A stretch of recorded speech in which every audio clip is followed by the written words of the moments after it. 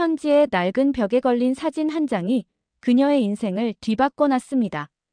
어머니가 오랫동안 숨겨온 비밀 상자에서 어릴 때 본 낯선 태극무늬 스카프, 그리고 에티오피아 젊은 군인 사진 한 장. 우연히 에티오피아 수자원 프로젝트에 파견된 그녀는 그곳에서 그 상자 속 사진과 똑같은 사진을 발견하고 몸이 얼어붙는 것 같은 소름이 돋았습니다. 어떻게 여기 사진과 똑같은 사진이 엄마의 낡은 상자 속에 있는 사진과 똑같은 거지? 형용할 수 없는 의문들이 줄을 이었습니다.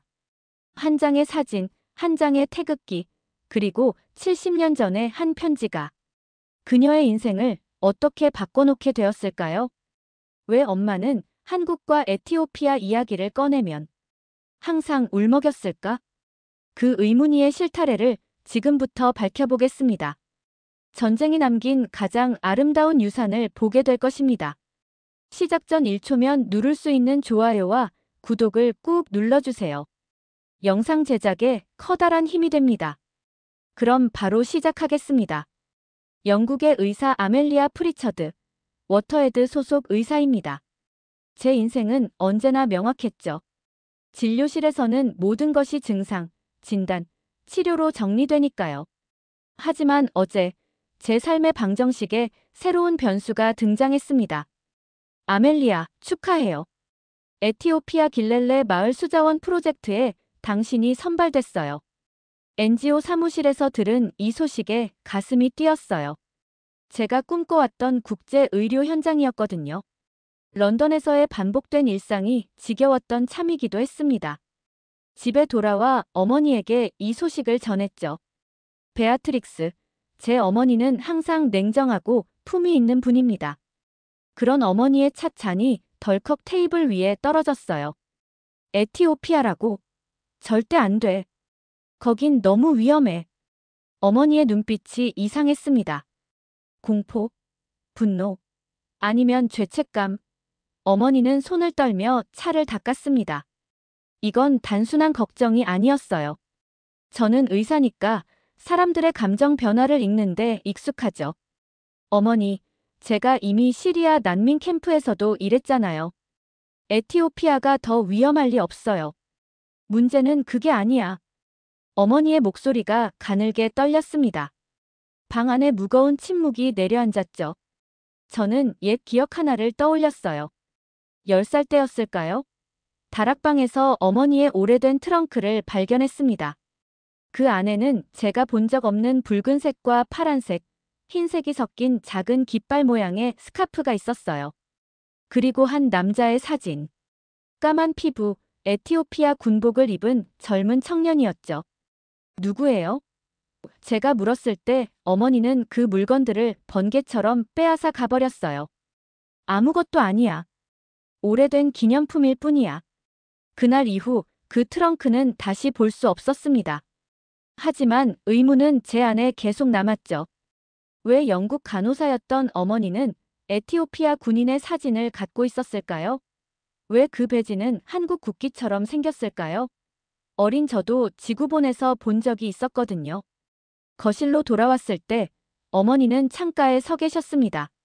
늘 당당하던 등이 작게 보였어요. 엄마, 제가 혼혈이 아니라고 항상 강조하셨죠. 하지만 거울 속 제 눈은 유럽인의 것과 달라요. 제 피부색도 영국 아이들과 조금 달랐고요. 그래서 학교에서 놀림도 받았습니다.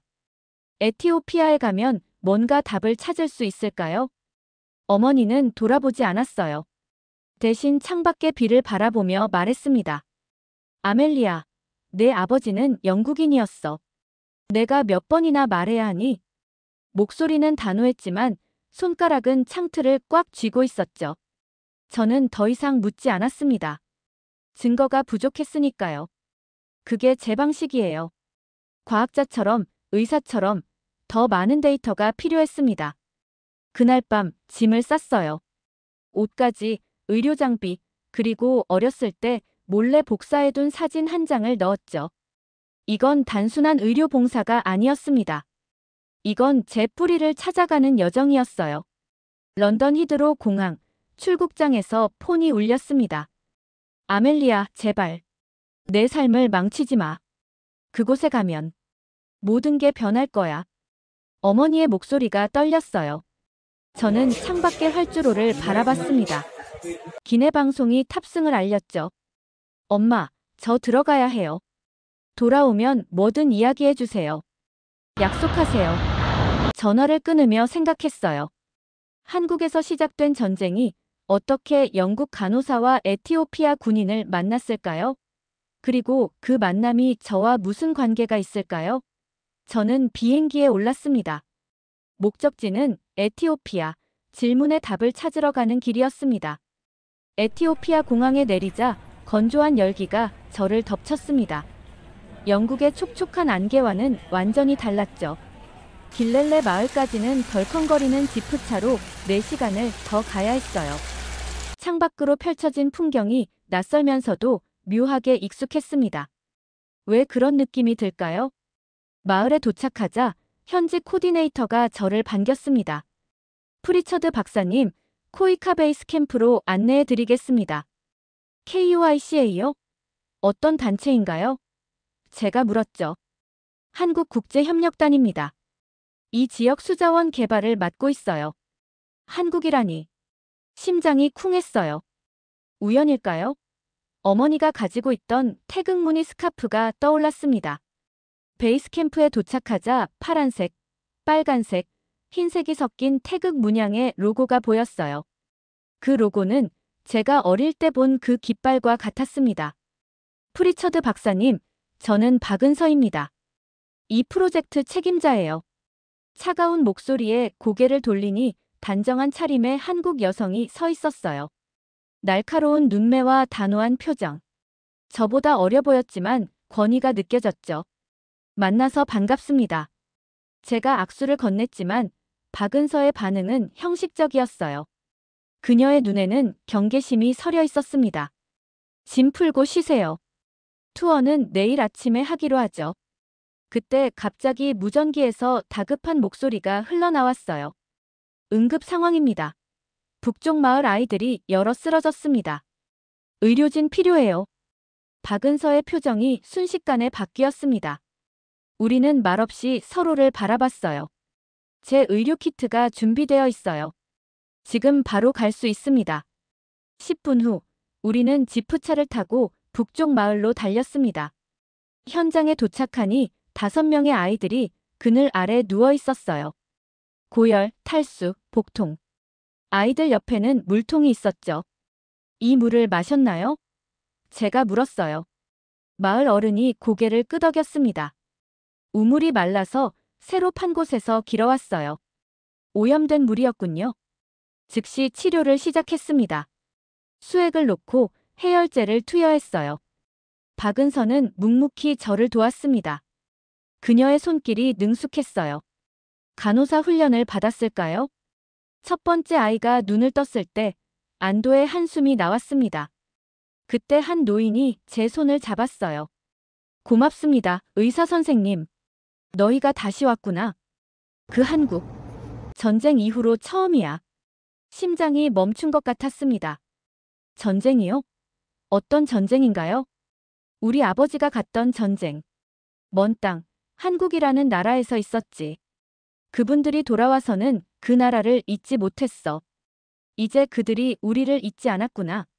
충격이 저를 관통했어요. 한국 전쟁. 어머니의 경고. 그 깃발. 우연이 아니라는 직감이 들었습니다. 박은서를 바라보니 그녀의 시선도 달라져 있었어요. 해가 저물 무렵 아이들 상태는 안정되었습니다. 캠프로 돌아오는 차 안에서 박은서가 말했어요. 내일 지하수 시추 작업이 시작됩니다. 깨끗한 물이 모든 문제의 해결책이니까요. 저는 고개를 끄덕였습니다. 박은서 씨, 질문 하나 해도 될까요? 왜 코이카는 다른 곳이 아닌 이 마을을 선택한 건가요? 박은서는 창밖을 바라보며 대답했어요. 오래된 빚을 갚는 거예요. 그날 밤 천장을 바라보며 생각했습니다. 한국과 에티오피아, 그리고 어머니의 비밀. 이 모든 연결고리가 저와 무슨 관계가 있는 걸까요? 마을 노인의 말, 어머니의 경고, 박은서의 미묘한 태도. 퍼즐 조각들이 모이기 시작했지만 아직 그림은 보이지 않았어요. 하지만 한 가지는 확실했습니다. 이 땅에 제 정체성의 열쇠가 숨겨져 있다는 것. 아침 일찍 박은서가 저를 코이카 베이스 캠프 브리핑룸으로 안내했습니다. 벽에는 지도와 차트, 그리고 수십 장의 사진이 붙어 있었어요. 대부분 수자원 개발 프로젝트의 진행 과정을 보여주는 사진이었죠. 이 지역은 물 부족으로 오랫동안 고통받았어요. 우리가 시추 공사를 시작하기 전까지는요. 박은서의 설명을 듣고 있었지만 제 눈은 벽 한쪽에 붙은 오래된 흑백 사진들에 고정되었어요. 한국 전쟁 당시 에티오피아 참전 용사들의 사진이었습니다. 이건 뭔가요? 제가 물었죠. 한국 전쟁 때 에티오피아는 우리 편에 서서 싸웠어요. 참전국 중 하나였습니다. 천천히 사진들을 살펴보던 중 갑자기 숨이 멎는 것 같았어요. 그 사진. 제가 어릴 때 어머니의 트렁크에서 본 바로 그 사진이 여기 있었습니다. 같은 얼굴, 같은 포즈. 손이 떨렸어요. 이분은 누구죠? 제 목소리가 가늘게 떨렸습니다. 박은서는 사진을 보며 말했어요. 타데세 벨라이입니다. 한국전에 참전했다가 실종된 것으로 기록된 에티오피아 군인이에요. 전쟁 후에 귀국 명단에 없었거든요. 머릿속이 하얘졌습니다. 실종? 아니에요. 그는 실종된 게 아니었어요. 그는 내 아버지일까요? 손에 땀이 났어요. 제 심장은 터질 것 같았습니다. 그분에 대해 더 아시는 게 있나요? 제 목소리가 떨렸어요. 박은서는 의아한 표정을 지었습니다. 왜 그렇게 관심이 있으신가요? 말을 어떻게 해야 할지 몰랐어요. 아직 확신이 없었으니까요. 그래서 진실을 숨겼습니다. 그냥 역사에 관심이 많아서요. 어떻게 에티오피아 군인들이 한국까지 가서 싸웠는지 궁금해서요. 제 설명이 설득력이 있었는지 박은서는 고개를 끄덕였어요. 당시 유엔군의 일원으로 에티오피아 부대가 참전했습니다. 타데세 벨라이는 용감한 병사로 알려져 있었어요. 부상자들을 구하다가 실종된 것으로 기록되어 있죠. 숙소로 돌아온 저는 곧바로 어머니에게 전화를 걸었습니다. 시간이 맞지 않았지만 상관없었어요. 이건 너무 중요했습니다. 어머니, 제가 보았어요. 그 사진을요. 전화기 너머로 침묵이 흘렀습니다. 이어서 작은 한숨 소리가 들렸어요. 무슨 말을 하는 거니? 타데세 벨라이라는 이름의 에티오피아 군인이요. 어머니가 숨겨둔 사진 속 그 남자요. 그가 제 아버지인가요? 목소리를 낮추려 노력했지만 감정이 북받쳐 올랐어요. 평생 숨겨온 진실을 마주하는 순간이었습니다. 아니야. 그는 내 아버지가 아니야. 어머니의 목소리는 단호했지만 떨림이 느껴졌어요. 거짓말이었습니다. 의사인 저는 목소리로 거짓말을 알아들을 수 있었어요. 어머니, 진실을 말해주세요. 제발요. 저는 성인이고 진실을 알 권리가 있어요. 통화는 그대로 끊겼습니다. 어머니가 전화를 끄는 거예요. 분노와 좌절감이 밀려왔습니다. 이런 식으로 또 진실을 피할 수는 없어요. 그날 밤 잠들지 못했습니다. 머릿속에는 수많은 생각들이 맴돌았어요. 내가 누구인지, 왜 어머니는 진실을 숨겼는지, 그리고 타데세 벨라이는 어떻게 되었는지. 사흘 후 코이카 캠프에서 소포 하나가 저에게 도착했습니다. 영국에서 온 특급 우편이었어요. 발신자는 어머니였습니다. 떨리는 손으로 포장을 뜯었어요. 안에는 낡은 종이봉투가 들어있었습니다. 그리고 어머니의 편지 한 장.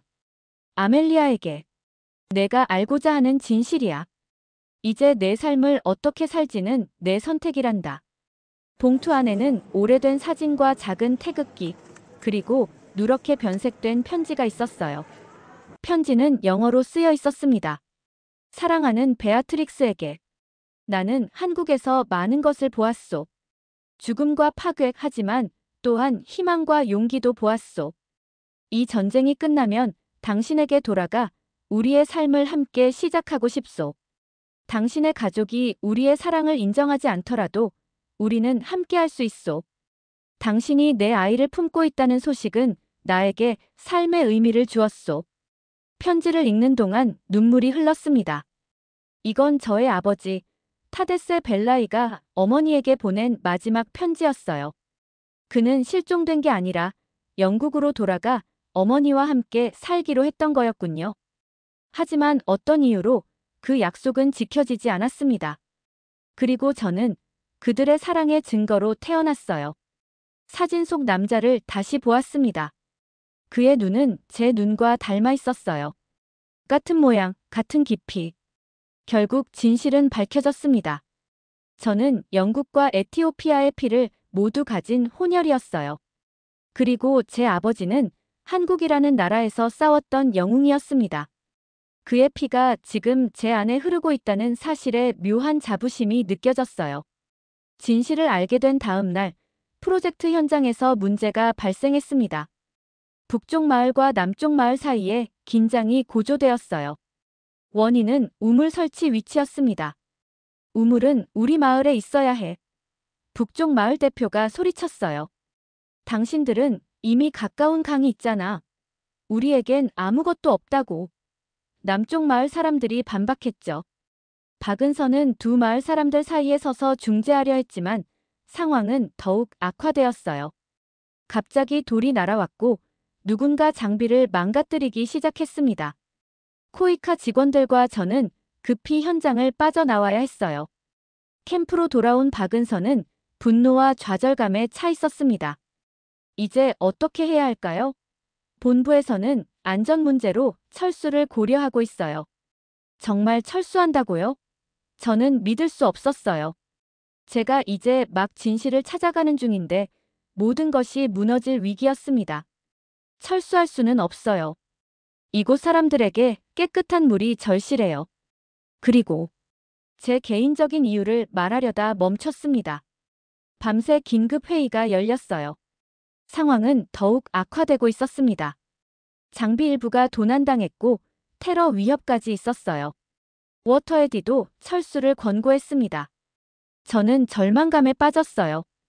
이제 어떻게 해야 할까요?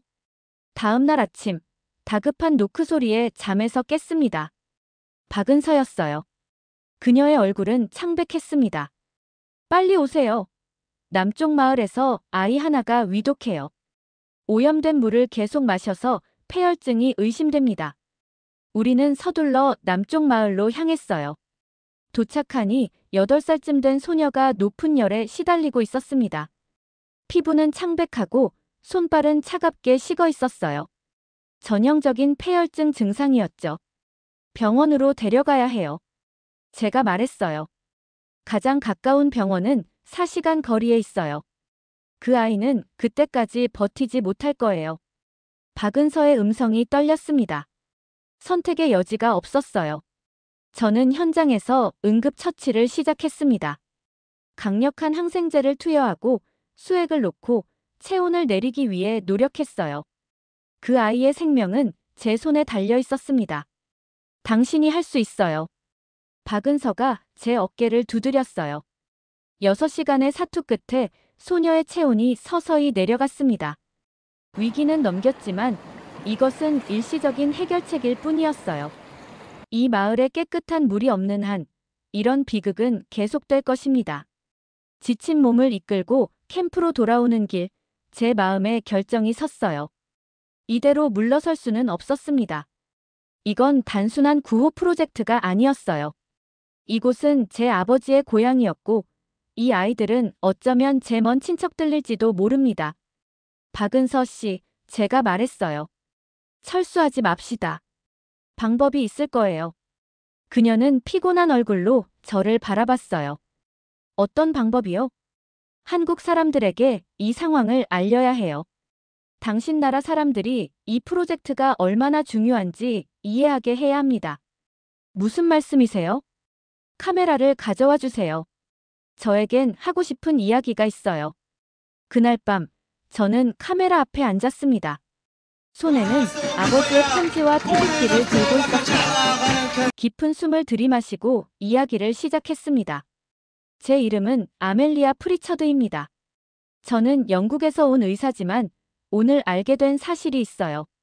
제 아버지는 타데세 벨라이, 한국전쟁에 참전했던 에티오피아 군인이었습니다. 그는 한국에서 싸웠고 영국 간호사였던 제 어머니를 사랑했으며 그의 피가 지금 제 몸에 흐르고 있어요. 저는 이곳에서 그분의 고향 사람들을 돕고 있습니다. 하지만 지금 우리의 프로젝트는 위기에 처했어요. 제발 이 아이들을 도와주세요. 그들에게는 깨끗한 물이 필요합니다. 제 목소리가 떨렸지만 계속 말했어요. 카메라 너머 한국 사람들에게 이 상황의 심각성을 전달하고 싶었습니다.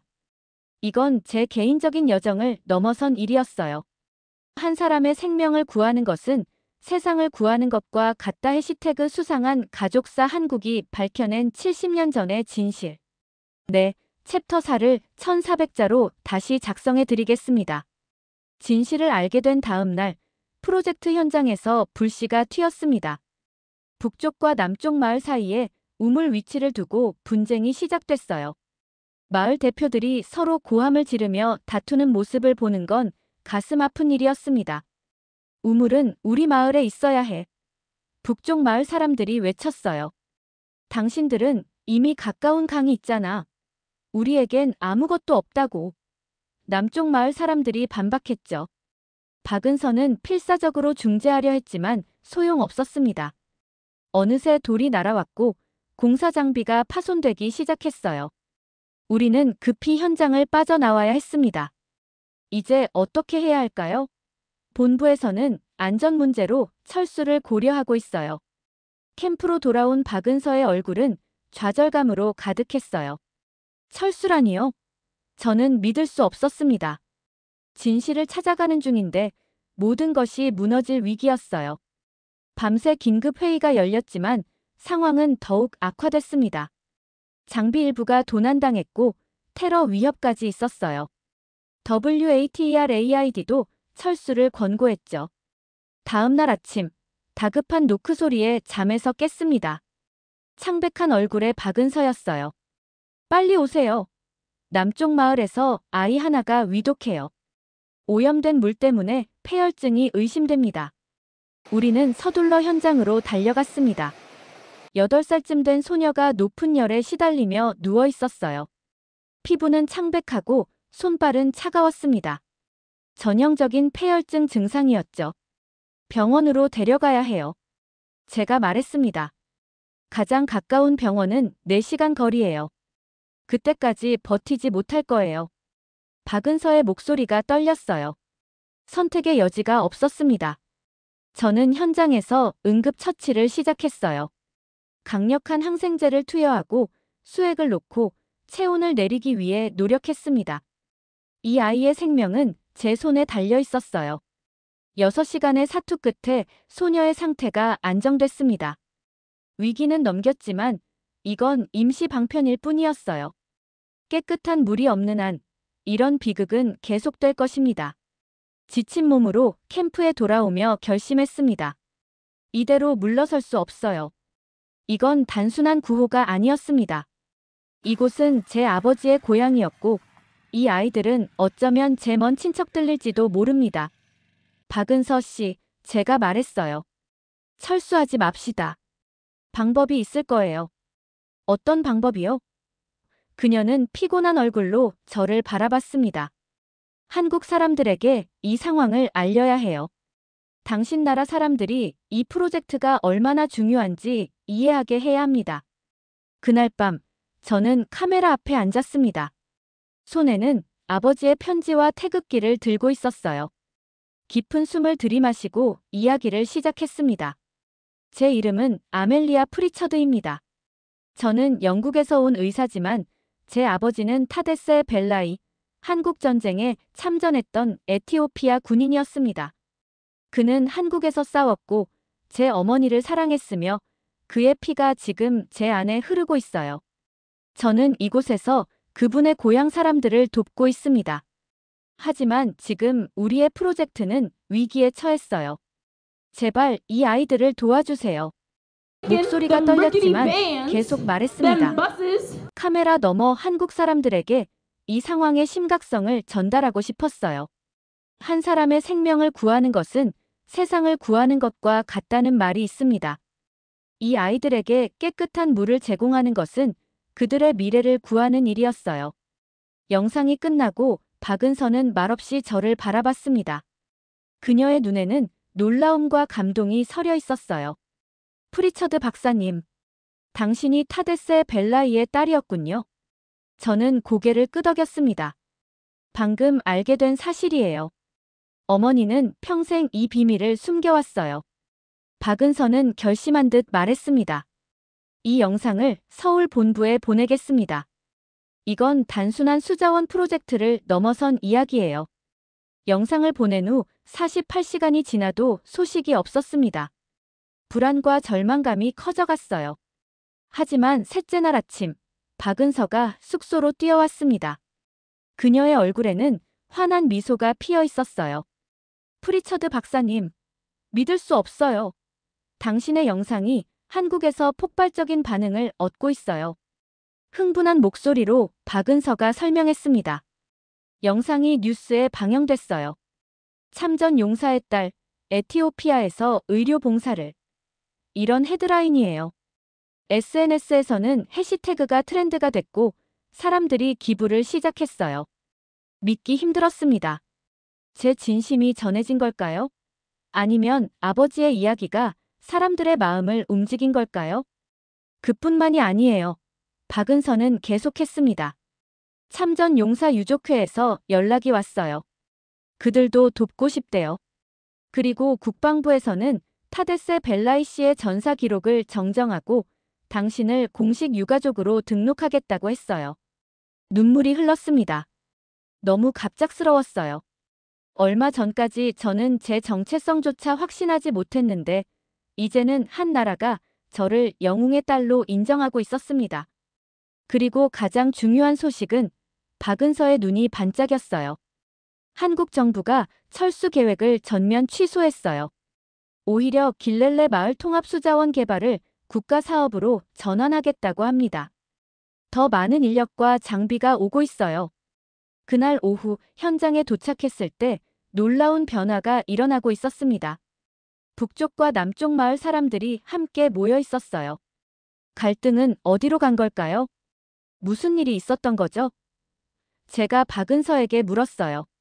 당신의 이야기가 그들에게도 전해졌어요. 에티오피아 청년이 먼 한국에서 싸웠던 이야기, 그리고 그의 딸이 지금 여기서 그들을 돕고 있다는 사실이요. 그들은 감동받았어요. 마을 사람들이 저를 보자 박수를 쳤습니다.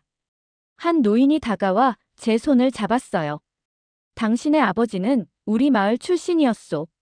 전쟁에서 돌아오지 않아 모두가 슬퍼했지요. 이제 그의 딸이 돌아왔군요. 그 말을 듣는 순간 제 가슴이 뭉클해졌어요. 저는 여기서 이방인이 아니었습니다. 이곳은 제 아버지의 고향이었고 이 사람들은 그의 이웃이었어요. 다음 날 한국 외교부와 보훈처 대표단이 도착했습니다. 그들은 저에게 공식 문서를 전달했어요. 타데세 벨라이의 명예를 회복시키는 문서였습니다. 더 이상 그는 실종자가 아니라 귀환자로 기록될 것이라고 했죠. 프리처드 박사님, 대표단 단장이 말했어요. 한국은 은혜를 잊지 않습니다. 당신의 아버지가 우리나라를 위해 싸워주셨고 이제 우리가 보답할 차례입니다. 그날 밤 어머니에게 전화를 걸었습니다. 이번에는 그녀가 전화를 받았어요. 뉴스를 봤단다. 어머니의 목소리가 작게 들렸습니다. 내가 모든 걸 알게 됐구나. 왜 말해주지 않으셨어요? 제 목소리는 원망이 아닌 이해를 구하는 마음이었어요. 어머니는 한참을 침묵했습니다. 당시 내 가족들은 우리의 관계를 인정하지 않았어. 타데세가 전쟁 후 영국으로 오기로 했지만 그는 오지 않았어. 나는 혼자 널 키워야 했고 사회의 시선은 냉혹했단다. 혼혈 아이를 키우는 미혼모. 그래서 거짓말을 했어. 내가 차별받지 않길 바랐어. 이해가 됐어요. 70년 전의 영국은 지금과 달랐을 테니까요. 어머니의 선택이 잘못됐다고 비난할 수 없었습니다. 타데세는 굉장한 사람이었어. 어머니가 계속했어요. 용감하고 다정했지. 너는 그를 많이 닮았단다. 그의 눈, 그의 고집. 내가 의사가 되겠다고 했을 때 나는 그의 영향이라고 생각했어.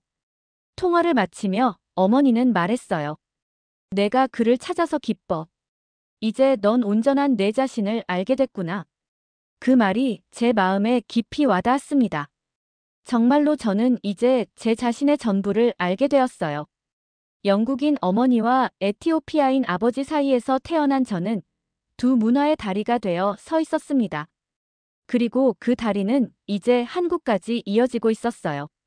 일주일 후 예상치 못한 방문객들이 도착했습니다. 한국전 참전 에티오피아 부대의 생존자들과 그 유족들이었어요. 그들은 제 이야기를 듣고 먼 길을 온 것이었습니다. 80이 넘은 노병들이 저를 보자마자 눈물을 흘렸어요. 그중 한 분이 떨리는 손으로 제 얼굴을 감쌌습니다. 내가 그 아이로구나.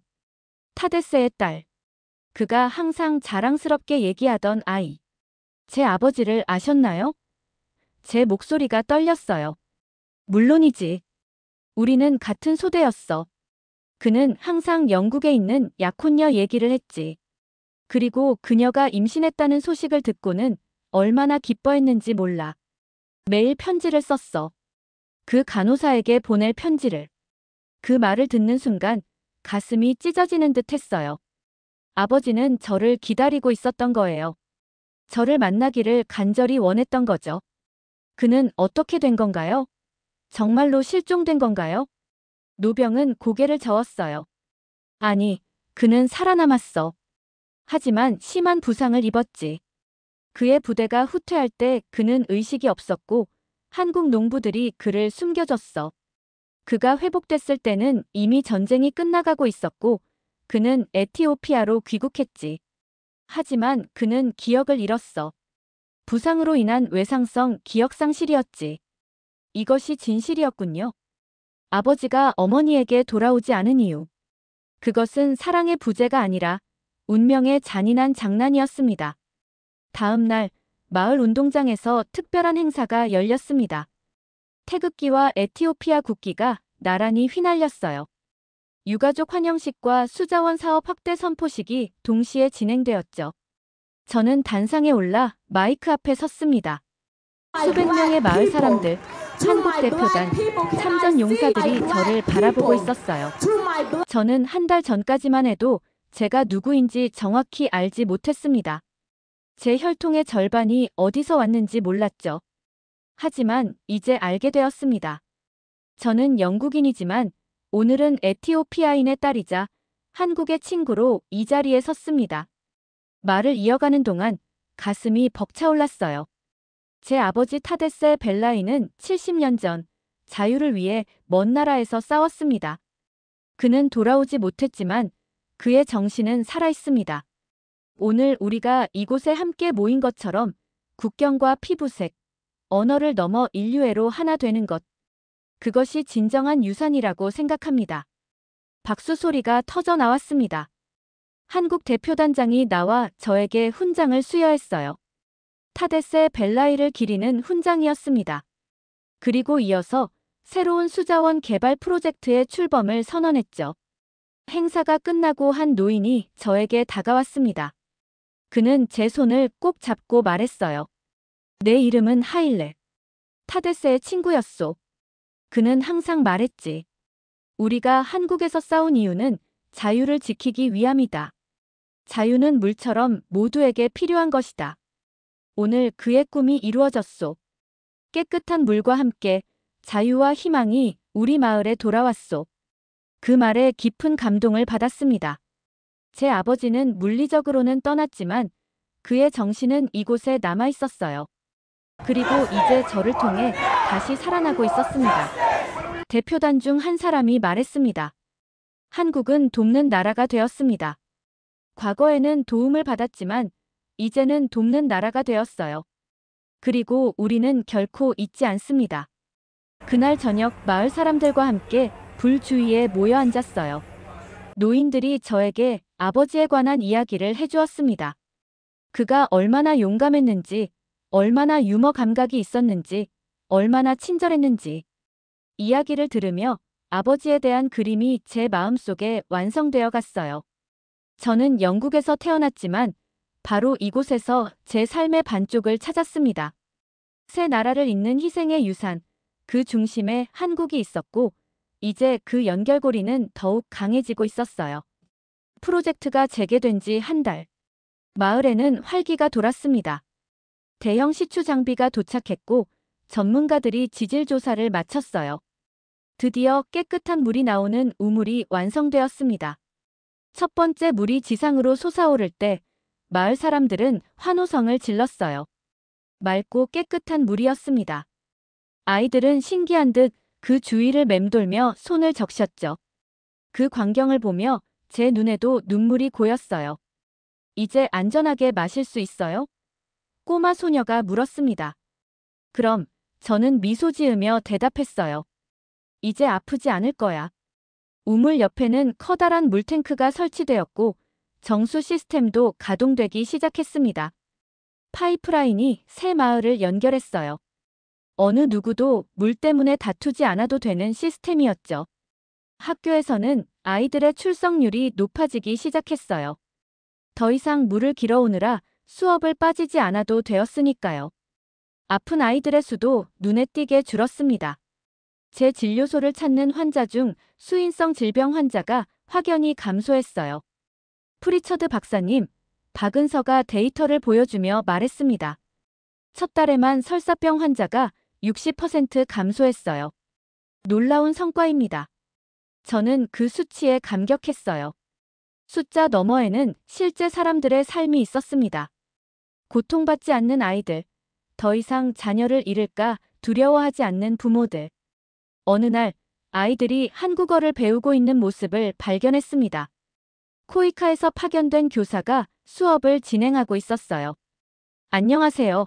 아이들이 합창했습니다. 감사합니다. 그들이 한국어로 인사하는 모습이 웃음을 자아냈어요. 문화가 이렇게 자연스럽게 흐르는 것이 아름다웠습니다. 저는 아버지의 태극기와 편지를 마을 기념관에 기증했어요. 새로 지어진 작은 건물이었지만 마을의 역사와 한국과의 인연을 기억하는 공간이 되었습니다. 그곳에는 참전 용사들의 사진과 이야기가 전시되어 있었어요. 나중에 여기에 아버지의 이야기를 더 많이 넣을 거예요. 마을 장로가 말했습니다. 우리 아이들이 이 역사를 잊지 않도록 말이지요. 한 아이가 제게 다가와 물었어요. 선생님, 우리도 한국에 갈 수 있나요? 저는 그 아이의 머리를 쓰다듬었습니다. 그 나라의 마음을 기억한다면 언젠가 갈 수 있을 거야. 한국은 문을 열고 기다리고 있어. 아이의 눈이 반짝였습니다. 그 순간 저는 깨달았어요. 물과 함께 흐른 것은 기술이 아니라 기억이었습니다. 그리고 미래를 바꾼 것은 지원금이 아니라 은혜를 기억하는 마음이었어요.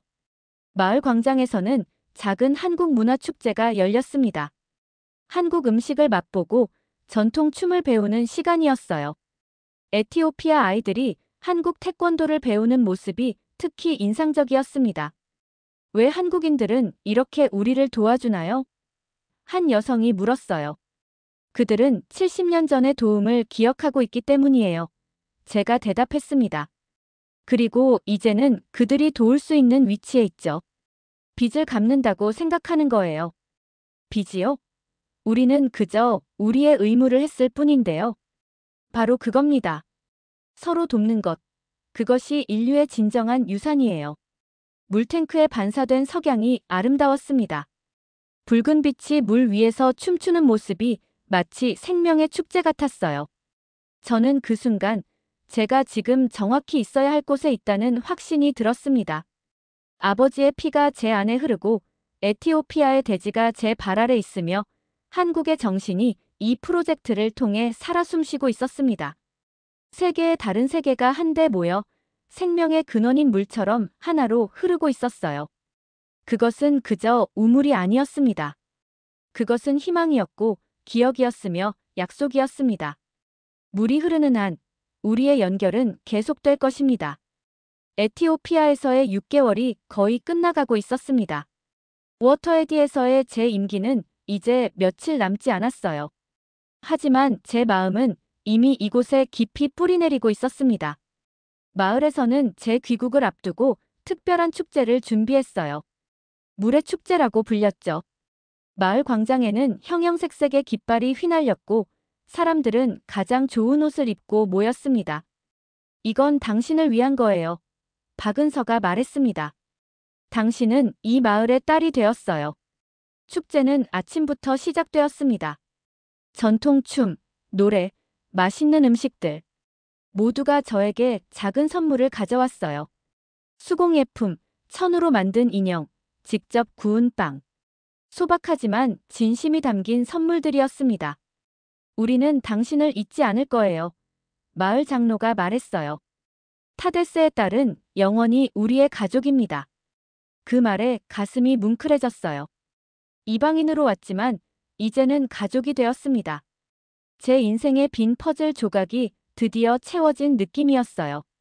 저녁 무렵 조용한 시간을 갖기 위해 저는 새로 지어진 기념비 앞으로 걸어갔습니다. 그곳에는 한국전쟁 참전 용사들의 이름이 새겨져 있었고 아버지의 이름이 가장 두드러지게 보였어요. 타데세 벨라이. 용맹의 상징. 새 나라를 잇는 다리. 제 노트북을 열고 어머니와 영상 통화를 시작했습니다. 어머니의 얼굴은 예전보다 부드러워 보였어요. 마치 오랜 짐을 내려놓은 것처럼요. 엄마, 이제 곧 돌아가요. 제가 말했습니다. 하지만 완전히 같은 사람으로 돌아가는 건 아닐 거예요. 어머니는 미소 지었어요. 내가 찾은 것이 기쁘구나, 아멜리아. 엄마, 나는 이제 아버지를 부끄러워하지 않아요. 당신도 그 사랑을 잊지 말아요. 눈물이 어머니의 뺨을 타고 흘렀습니다. 그럴게. 내 아버지는 내 인생에서 가장 아름다운 사랑이었어. 우리의 대화는 화해였고 용서였으며 새로운 시작이었어요. 두 여자 사이의 진실이 마침내 밝혀진 것이죠. 통화를 마친 후 저는 기념비 앞에 작은 동판을 놓았습니다. 제가 직접 새긴 문구가 적혀 있었어요. 한 청년의 사랑이, 한 여성의 용기가 새 나라의 우정을 만들었다. 이제 저는 영국으로 돌아가겠지만 이곳의 일부는 영원히 제 안에 남을 것입니다. 그리고 저의 일부는 이곳에 남을 거예요. 제 혈통의 절반, 그리고 제 심장의 한 조각. 뒤에서 발소리가 들렸습니다. 돌아보니 박은서였어요. 내일 떠나시나요? 그녀가 물었습니다. 네, 하지만 이게 끝은 아니에요. 제가 대답했어요. 저는 돌아올 거예요. 그리고 계속해서 이 프로젝트를 지원할 거고요. 당신이 없었다면 이 모든 일은 불가능했을 거예요. 박은서가 말했습니다. 당신은 세 개의 세계를 연결했어요. 저는 미소 지었습니다. 저 혼자가 아니었어요. 우리 모두가 함께였죠. 석양이 물탱크 위로 내려앉았고 붉은 빛이 반사되어 모든 것을 황금빛으로 물들였습니다. 그 순간 제 귓가에 마을 노인의 목소리가 들리는 것 같았어요. 피로 맺은 동맹은 사라졌지만 기억으로 이어진 약속은 지금도 살아있다. 한국은 가장 강한 나라는 아니지만 가장 잊지 않는 나라다. 저는 이제 알았습니다. 국경도, 피부색도, 언어도 상관없었어요. 기억만이 나라를 움직이고 사람의 마음을 움직이는 것이었습니다. 마지막 날 아침, 공항으로 떠나기 전 저는 마을 우물가에 섰습니다. 아이들이 깨끗한 물을 길어가는 모습을 바라보았어요. 그들의 웃음소리가 공기 중에 울려 퍼졌습니다. 한 아이가 다가와 제 손을 잡았어요. 다시 올 거예요? 물론이지, 제가 대답했습니다. 이곳은 이제 내 집이니까. 저는 유산을 되찾았고 한국은 의리를 지켰으며 에티오피아는 희망을 되찾았습니다. 새 나라의 운명이 한 여자의 여정을 통해 다시 엮인 것이었어요. 비행기가 이륙할 때 창밖으로 길렐레 마을이 점점 작아지는 것을 보았습니다. 하지만 제 마음속에서 그 존재는 더욱 커지고 있었어요. 한 사람의 사랑, 한 나라의 기억, 그리고 한 여자의 용기가 새 나라의 시간을 이어줬습니다. 이름도 얼굴도 잊힐 뻔했던 사람들. 하지만 한국은 그 이름들을 기억했습니다. 우리는 가장 강한 나라는 아닙니다. 하지만 은혜를 기억하는 나라입니다. 그리고 그것이 우리가 진짜 자랑스러워해야 할 한국입니다.